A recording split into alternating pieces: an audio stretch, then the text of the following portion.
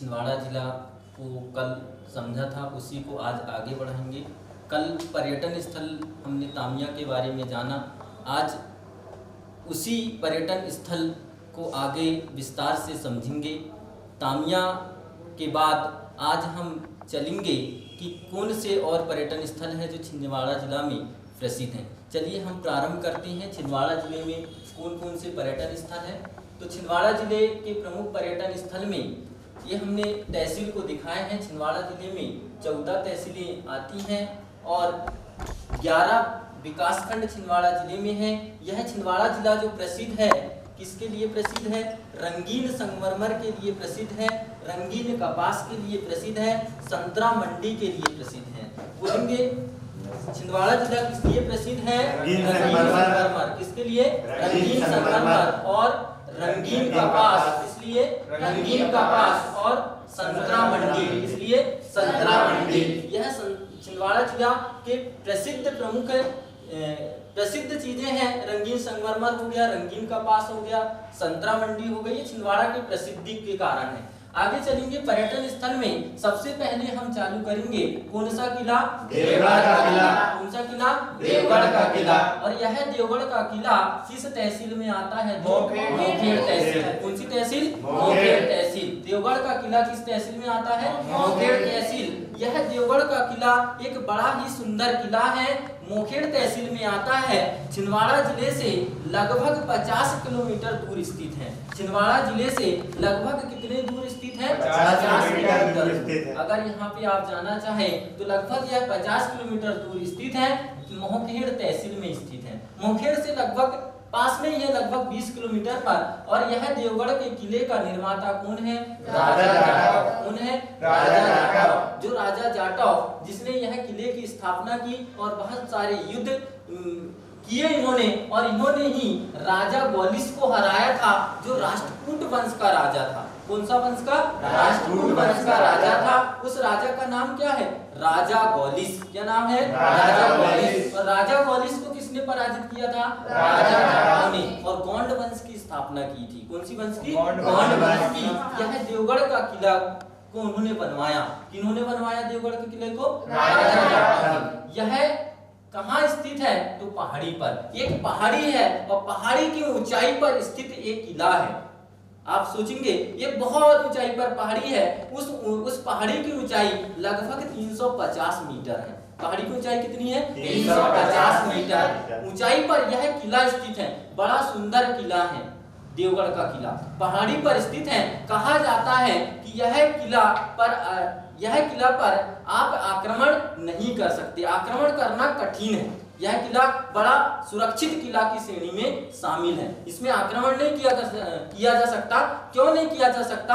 पहाड़ी, और पहाड़ी के ऊपर किला, तो यह किला पर सैनिक होते थे और दूर से जो आक्रमणकारी आते थे तो ऊंचाइयों से सैनिक देख लेते थे और वह आक्रमण कर देते थे। इसलिए जो विद्रोही होते थे वह किला पर कब्जा नहीं कर पाते थे। तो यह एक सुरक्षित किला की श्रेणी में आता है। और यह किला बना कब था?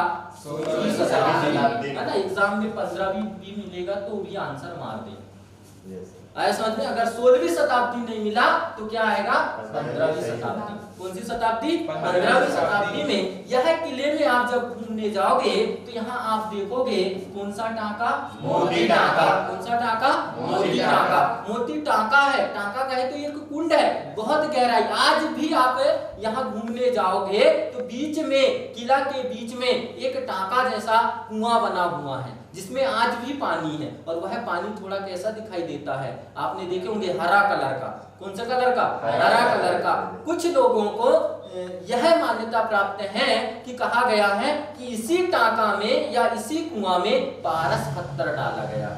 कहा जाता है कि इस किले के राजा के पास एक पारस पत्थर हुआ करता था। पारस पत्थर कहे तो जो क्या करे? लोहे को सोना बना देता है। ऐसा अनुमान है कि उसी पारस पत्थर को इस कुंड में, इसी टांका में डाला गया है। और आज भी उतनी ऊंचाई पर उस कुंड का पानी समाप्त नहीं हुआ है। और यह भी मान्यता है कि वह कुंड को आज तक किसी ने खाली नहीं कर पाया है।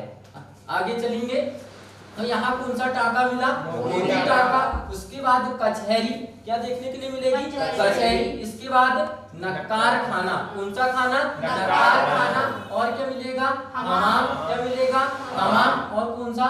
चंडी माता मंदिर। कौन सा मंदिर? चंडी माता मंदिर। आवाज नहीं आ रही, बोलेंगे कौन सा टाका? मोती टाका। कौन सा टाका? मोती टाका। और कौन सा स्थान? कचहरी। कौन सा स्थान? कचहरी। इसके बाद नक्कार खाना, क्या आएगा? नक्कार खाना। उसके बाद हमाम, क्या आएगा? हमाम। उसके बाद चंडी माता का मंदिर। इस किले में आप जाओगे तो ऊंचाइयों पर एक मंदिर बना है, हालांकि आज नष्ट की स्थिति में यह किला, इसका हमें संरक्षण करना चाहिए, यह हमारी धरोहर है, लेकिन भारत सरकार इस किले की ओर ज्यादा ध्यान नहीं दे रही है। आज की स्थिति में थोड़ा नष्ट की स्थिति बन गई है किले की। आप देखेंगे मोती टाका तो समझ लिए, लेकिन कचहरी आपको समझ में नहीं आ रहा होगा कि कचहरी क्या है। कचहरी मतलब राजा निर्णय सुनाने का काम करता था, पूरी प्रजा आके उस कचहरी में बैठती थी। लकड़ी का एक सिंहासन हुआ करता था, उस लकड़ी के सिंहासन पर राजा बैठा करता था और राजा निर्णय सुनाया करता था। मतलब किसी प्रकार की कोई गलती होने पर राजा निर्णय सुनाता था, उसी स्थान को क्या बोलते थे? कचहरी। क्या बोलते थे? कचहरी। नक्कार खाना आपको समझ में नहीं आया होगा कि नक्कार खाना क्या है।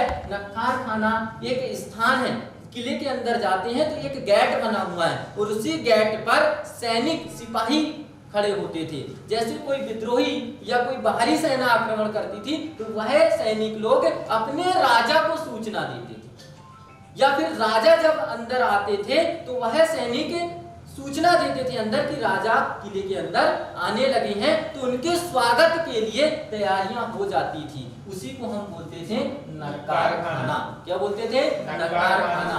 हमाम क्या होता है? तो हमाम का अर्थ होता है कि हमाम क्या है? तो राजा और रानी का मनोरंजन का स्थान था, कि उस किले के जो राजा थे और रानी के मनोरंजन का एक स्थान था, जिसे हम क्या बोलते हैं? हमाम बोलते हैं। और वही किले में एक मंदिर भी मिलेगा, चंडी माता का मंदिर। आगे चलेंगे। इसी किले में एक मस्जिद भी बनी हुई थी, हालांकि वो आज नष्ट हो गई है। कौन सी मस्जिद? तो वो कैसे आई मस्जिद, कैसे बनी? तो एक राजा जाटव था, आपने सुने हैं इतिहास में, गोंड वंश का राजा था। कौन से वंश का? गोंड वंश का राजा था। कौन से वंश का?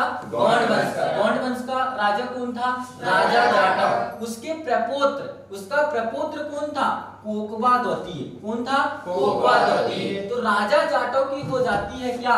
मृत्यु। क्या हो जाती है? मृत्यु। तो उस गद्दी को प्राप्त करने के लिए उसका प्रपुत्र कोकबा द्वितीय के पुत्र के बीच आपस में क्या हो जाता है? झगड़ा, युद्ध जैसी स्थिति निर्मित हो जाती है और युद्ध भी होने लगती हैं। तो इन्हीं का एक पुत्र था जिसका नाम था भक्त बुलंद। क्या नाम था? भक्त बुलंद। क्या नाम था? भक्त बुलंद। क्या नाम था? भक्त बुलंद। भक्त बुलंद कोकबा द्वितीय का पुत्र था और भी पुत्र थे। तो इनका आपस में युद्ध होने लगा। तो भक्त बुलंद ने, उस समय हमारे भारत में मुगल वंश बड़े उच्चतम स्तर पर थी और उसका राजा था औरंगजेब। से सहायता पर्यटन स्थल में जामसावली मंदिर, उसके बाद है हिंगलाज मंदिर, इसके बाद है कपूरदा माता मंदिर, राधा देवी की गुफा और गुप्तेश्वर गुफा, उसके बाद सिमरिया हनुमान मंदिर, लिलाही का जलप्रपात। यह लिलाही का जलप्रपात कन्हान नदी पर है और तिलवेनी पर्वत, कुकड़ी खापा के पास में एक पर्वत है तिलवेनी पर्वत, यह भी एक पर्यटन स्थल है। इसके बाद में अर्धनारेश्वर मंदिर है। इसके बाद में माचरपुरा डैम, बड़ा ही प्रसिद्ध स्थान यह निकल रहा है और यह पेंच नदी पर बना हुआ है। पेंच नेशनल पार्क भी यह पर्यटन स्थल है। इसके बाद आदिवासी संग्रहालय, और यह आदिवासी संग्रहालय कब बना? 1955 में। इसी का नाम पड़ा था बादल हुई संग्रहालय और इसे राज्य म्यूजियम का दर्जा दिया गया है 1975 में। अब सभी लोग इसका रिवाइज करेंगे, बोलेंगे सबसे पहला पर्यटन स्थल कौन सा मंदिर? इसके बाद उसके बाद कपूरदा माता मंदिर। कौन सा मंदिर? उसके बाद कौन सी गुफा? उसके बाद गुप्तेश्वर गुफा। कौन सी गुफा? गुप्तेश्वर गुफा। उसके बाद कौन सा मंदिर? कौन सा मंदिर? कौन सा जलप्रपात? कौन सा जलप्रपात? कौन सा पर्वत? कौन सा पर्वत? कौन सा मंदिर? कौन सा मंदिर? कौन सा डैम? कौन सा डैम? कौन सा पार्क? कौन सा पार्क? कौन सा संग्रहालय? कौन सा संग्रहालय? इसका नाम? इसका नाम? कब बना? राज म्यूजियम का दर्जा? राज म्यूजियम का दर्जा? वीडियो को आप लाइक शेयर जरूर करें। Thank you.